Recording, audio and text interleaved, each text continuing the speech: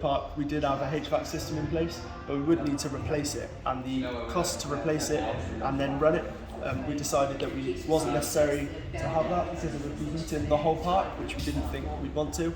We did look at alternatives, electric alternatives, including the infrared system, which enabled us to just heat certain spots, which we preferred a lot.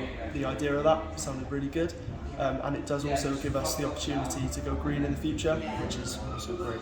We're really happy with obviously the heating system. We do have heaters in reception as well, and it does make a massive difference. Where in the reception we're quite close to the front doors, where they're being open and closed with people coming in and out. Before we had them, it could get really quite cold, where the drafts coming in and not really anything cancelling out, but especially with an open area upstairs as well, it's really nice to have the heaters to keep it hot, keep it cosy, keep the customers happy. So it is quite a good alternative to a big blower because you can focus the heat on an individual area.